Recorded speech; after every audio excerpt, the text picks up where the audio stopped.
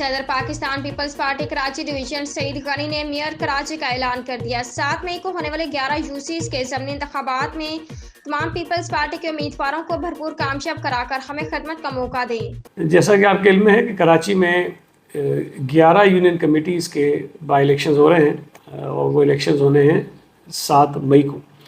इससे पहले 15 जनवरी को जो कराची में बल्दियाती इलेक्शंस हुए, कराची के लोगों ने पाकिस्तान पीपल्स पार्टी पर एतमाद किया और कराची में सबसे ज़्यादा नशिस्तें पीपल्स पार्टी को जितवाईं और उम्मीद है कि पाकिस्तान पीपल्स पार्टी का मेयर कराची में आ जाएगा। मेरी गुजारिश है कराची के शहरियों से कि 11 यूनियन कमेटीज़ का जो इलेक्शन हो रहा है उसमें पाकिस्तान पीपल्स पार्टी के उम्मीदवारों को वोट देकर कामयाब करवाएं ताकि हमारे मेयर का इलेक्शन ज़्यादा आसान हो और हम आपकी खिदमत अच्छे तरीके से कर सकें। ये बात भी समझने की और बड़ी ज़रूरी है कि कराची में अक्सरियत जो टाउन्स है वो पाकिस्तान पीपल्स पार्टी जीत रही है।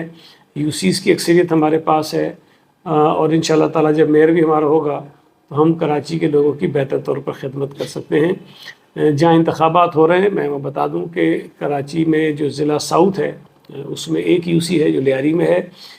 डिस्ट्रिक्ट वेस्ट में 3 यूसीज़ हैं, 2 रंगी टाउन में हैं, एक मोमिनाबाद में है और डिस्ट्रिक्ट क्यामाड़ी की एक यूसी है बल्दिया टाउन की, और उसके अलावा डिस्ट्रिक्ट सेंट्रल की 3 यूसीज़ हैं और उसके साथ साथ डिस्ट्रिक्ट कोरंगी की 3 यूसीज़ हैं। इन 11 यूसीज़ में 7 तारीख को तीर के निशान पर मोहर लगाएं, पाकिस्तान पीपल्स पार्टी के उम्मीदवारों को कामयाब बनाएं।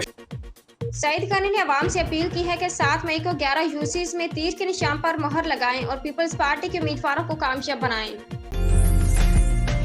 उम्दा में पकाएं और जी भर के खाएं।